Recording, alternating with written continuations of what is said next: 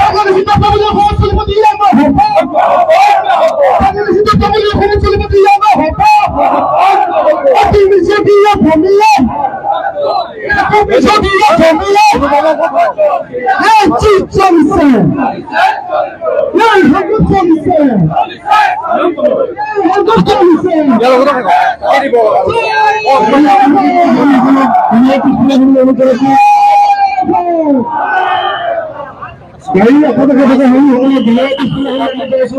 আপোনালোকে ধন্যবাদ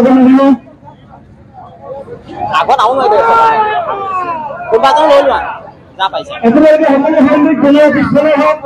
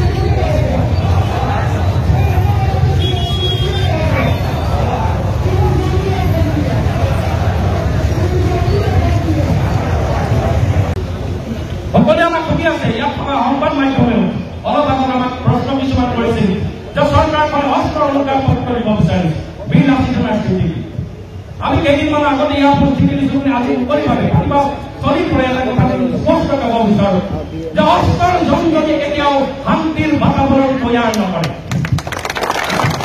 অস্ত্ৰৰ জংঘলে কেতিয়াও শান্তিৰ এটা বাতাবৰণ তৈয়াৰ নকৰে। অস্ত্ৰৰ জংঘলে সমাজত সদায় অস্থিৰতা বিয়পায়। গতিকে আমাৰ কথাটো কি আছিল যে খিলঞ্জীয়া মানুহৰ স্বাভিমান, খিলঞ্জীয়া মানুহৰ জীৱন সম্পত্তি নিৰাপত্তা প্ৰদান কৰাটো সদায় দৰকাৰ এখন নিৰ্বাচিত চৰকাৰৰ। ইয়াত আমাৰ খিলঞ্জীয়া মানুহৰ সকলো ক্ষেত্ৰত সংখ্যা যিবিলাক হয়তো ভয় আমি বহুত কঢ়িয়াই লৈ ফুৰিছোঁ তাক নিৰ্মূল কৰাৰ দায়িত্বটো কাৰ এখন নিৰ্বাচিত চৰকাৰখন। গতিকে আমি কওঁ যে চৰকাৰখনে দায়িত্ব পালন কৰিব লাগে। চৰকাৰখনে যদি কোনোবা কিন্তু অনুভৱ কৰিছে যে জীৱন সম্পত্তি আমি নিৰাপত্তা প্ৰদান কৰিব পৰা নাই, যিসকলৰ কথা কৈ তেওঁলোকে নিৰ্বাচনী ইয়াত অংশগ্ৰহণ কৰিছিল, যিখিনি বাংলাদেশীবোৰৰ মাজত তেওঁ অৱৰাৰ কথা কৈছিল, যিসকল সন্দেহযুক্ত নাগৰিকৰ পৰা অসমীয়া মানুহক আশ্বস্ত কৰাৰ প্ৰতিশ্ৰুতি প্ৰদান কৰিছিল, কোনোবাখিনি এনেকুৱা ধৰণৰ কথা বুজাই লাগে চৰকাৰখন যেন বিপদ বা কোনোবাখিনি বিপদ হৈছে। গতিকে আহ্বান জনাওঁ যে চৰকাৰখনে সদায় খিলঞ্জীয়া পক্ষত অৱস্থান ল'ব লাগে। খিলঞ্জীয়াৰ জীৱন সম্পত্তিৰ সুৰক্ষাৰ দায়িত্ব এই চৰকাৰখনে লোৱাটো আমি বিচাৰোঁ। দ্বিতীয়তে আজাদ চৌধুৰীৰ বিষয়ে আপোনালোকে দেখিছে, এই সংগ্ৰামখন কেৱল আজাদ চৌধুৰীৰ বিষয়তে নহয়। এই সংগ্ৰামখন আৰম্ভ হৈছে মিউনিচিপালিটি পৌৰসভাৰ যিমানবিলাক মানে বেদখলমুক্ত হৈ বেদখল হৈ আছে, অবৈধ বেআইনীভাৱে মানে দখল কৰিছে, বিভিন্ন অসাধু বণিকে ইতিমধ্যে বিভিন্ন ৰাজনৈতিক পৃষ্ঠপোষকতা এইবিলাক দখল কৰিছে সকলোৰ বিৰুদ্ধে। যোৰহাটৰ বিভিন্ন আহ্বান আৰম্ভ হৈছে, ইয়াত যিমান টুকুলাই জাল আছে, জালখন বিভিন্ন ক্ষেত্ৰত অসাধু বণিকে ইয়াত লাহে লাহে আগ্ৰাসনিকাৰ ৰূপ হৈ যোৰহাট বাকী মাৰিলে এটা ভাবুক কৰি আহিছে। গতিকে এই সংগ্ৰামৰ সকলোৰ বিৰুদ্ধে এতিয়া কথাটো হৈছে যে আমি জাতীয় কোনো সংগ্ৰাম ভাৱে যেতিয়া আগবঢ়াই লৈ যাওঁ কেৱল অকল গণতান্ত্ৰিক কথাবোৰ ভাবিলে কৈ থাকিম। আমি কেৱল অসমীয়া জাতি জোতানি জাতিৰ আভাস, খিলঞ্জীয়াৰ আভাস, 855জন শ্বহীদৰ আত্মাই আচলতে আমাক ৰিঙিয়াই মাতিছে।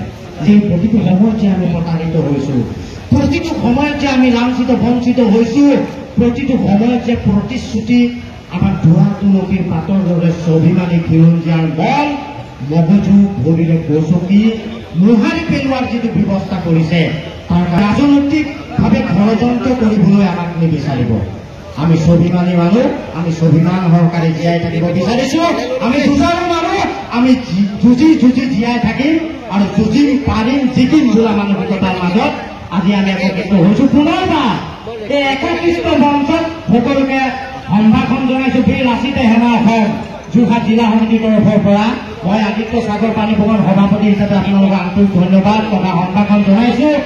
লগতে মই মোৰ সন্মানীয় মুখ্য সচিব সুশীল চন্দ্ৰ ডাঙৰীয়া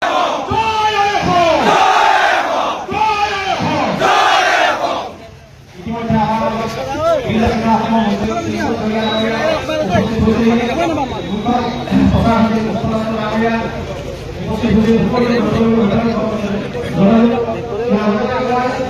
অনুষ্ঠানটো জইন কৰাৰ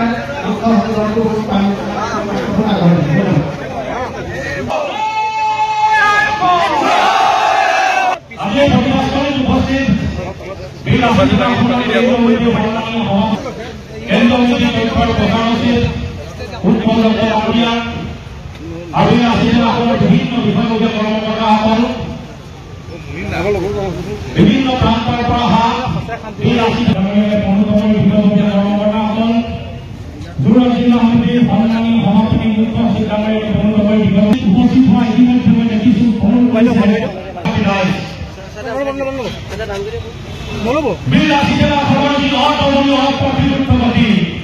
ইতিমধ্যে বিভিন্ন ক্ষেত্ৰৰ পৰা ইয়াক স্থবিৰ কৰিবৰ কাৰণে নিবলগীয়া কৰিবৰ কাৰণে বিৰাশী জিলাৰ ভাৱমূৰ্তি গ্ৰহণ কৰিবৰ কাৰণে জনমানসত সেৱা প্ৰতিপন্ন কৰিবৰ কাৰণে ইতিমধ্যে এটা চক্ৰই কাম কৰিছে। বিৰাশী জিলাখনে অকমনীয় স্থিতি অপ্ৰতিৰোধ গতি অসমীয়া মানুহৰ আত্মপ্ৰতিষ্ঠাৰ যিখন সংগ্ৰাম উঠাওকেৰে বিয়পালৈ লৈ যাব বিচাৰিছে। কোনোবা মানুহ আহি কোনোবা ছাত্ৰ আহি এই স্থবিৰ কৰিব পাৰিব নেকি? নাই পাৰিব নেকি? পাৰিব নেকি? গতিকে আপুনি দেখিছে এই প্ৰতিবাদস্থলী হোৱাৰ কিছু সময় আগমুহূৰ্ততে যোৰহাটৰে এজন মানসিকভাৱে ভাৰসাম্য এজন অধিবক্তাই বিভিন্ন আন্দোলনত বক্তব্য ৰাখিবৰ কাৰণে চেষ্টা কৰিছে।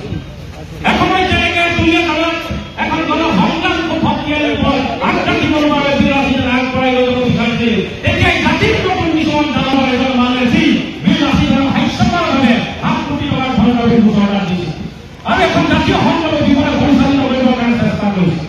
আৰু যি সময় যোৰহাটবাসী ৰাইজে বিদেশী সংৰক্ষিত নাগৰিকৰ পৰা পৰিত্ৰাণ কৰিব বিচাৰিছে, যি সময় যোৰহাটৰ বিভিন্ন উপকণ্ঠ অঞ্চলত সংৰক্ষিত নাগৰিক অবাধ ঘৰটো যে লৈ থৈছে, মিউনিচিপালিটিক এখন কাগজ দিলে যে তেওঁৰ দেউতাক মিউনিচিপালিটি কৰ্মচাৰী আছিলে, মিউনিচিপালিটি এজন কৰ্মচাৰী আছিলে বুলি কৈ হাইকোৰ্টত মাটিডোখৰ এপ্লাই কৰিছিলে। এতিয়া মিউনিচিপালিটিয়ে কৈছে যে আজাদ চৌধুৰী দেউতাক মিউনিচিপালিটি কৰ্মচাৰী আছিলে। হাইকোৰ্টৰ অপৰাধ বনাইছে, জেললৈ যাব লাগিব। হাইকোৰ্টত ভুৱা তথ্য দিছে। আজি বিৰাশী জনৰ ওপৰত সন্দেহ, সকলোৰে সন্দেহ, বিশেষকৈ জাতীয় সংগঠনৰ সন্দেহ। মই কৈ দিছো বিৰাশী জনৰ জাতীয়তাবাদ কি? যোৰহাটৰ মাজমতীয়া এটা অনাঅসমীয়াই এজনী ভালু বৰা নামৰ এজনী বিধৱা মহিলাৰ দোকান এখন দখল কৰি থৈ দিলে। বিভিন্ন সংগঠনৰ ওচৰলৈ গ'ল, কোনো উলিয়াই দিব নোৱাৰিলে। তাৰপৰা বিৰাশী থানাৰ ওচৰলৈ আহিলে, মানুহগৰাকীয়ে আমাক এপ্লিকেশ্যন দিলে, আমি গৈ গ'লো, তই দোকান খালী কৰ। পিছদিনা যোৰহাট জিলা সমিতিক 15 লাখ টকা দিবলৈ আহিছে যে আপোনালোকে কেছত নোলাব। 15 লাখৰ 15 পইচাও আমি নললো। পিছদিনা গৈ দোকান খালী কৰি মানুহজনী দোকান চলাই দিয়া হ'ল। জাতীয়তাবাদ এনেকে চলিব? কোৰ্টৰ আগত ধৰ্ণা দি জাতীয়তাবাদ নচলে। জাতীয়তাবাদ আকৌ আৰু এটা উদাহৰণ দিছো। লকডাউনৰ সময়ত এটা কোম্পানী 2,500 ল'ৰাৰ চাকৰি উলিয়াই দিলে, চব অসমীয়া ল'ৰা। হৰই মই আছিলে দুলীয়াজানত, একদম কলিকতাৰ পৰা মানুহ আহি গ'ল, আমাক লগ কৰি থলে। আমাৰ এখন সৰু গাড়ী, তেওঁলোকে এখন ডাঙৰ গাড়ী লৈ আহিছে। আমাক কৈছে যে ক'ত কথা পাতিম, কৰোণাৰ সময়ত সকলো বন্ধ, আমি বোলো আপোনাৰ গাড়ীতে কথা পাতিম। তাৰপিছত সি আমাক কৈছে যে সংগঠন আপোনালোকে কেনেকে চলে, মই ভাল কিনাম।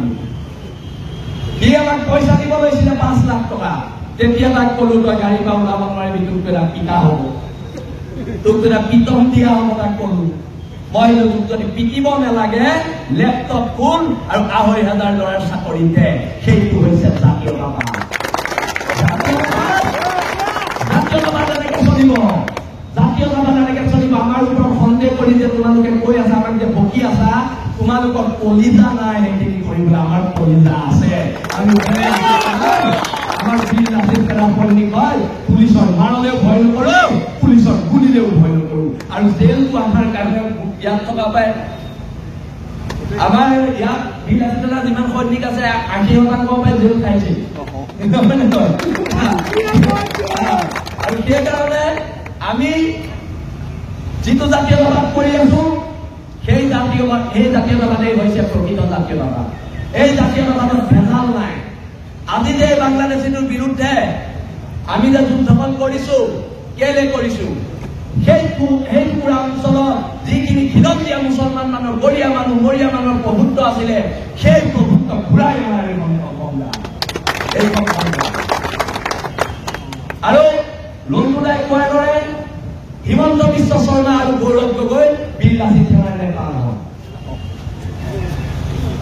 আমি আমাৰ সভাপতি, আমাৰ মুখ্য সচিবক আমি নেতা হিচাপে মানি আগবাঢ়ি গৈছো, আৰু যেতিয়ালৈকে এওঁলোক দুজন থাকিব পদত, আমি তেতিয়ালৈকে এওঁলোক দুজনৰ নেতৃত্বত আমি কাম কৰি যাম।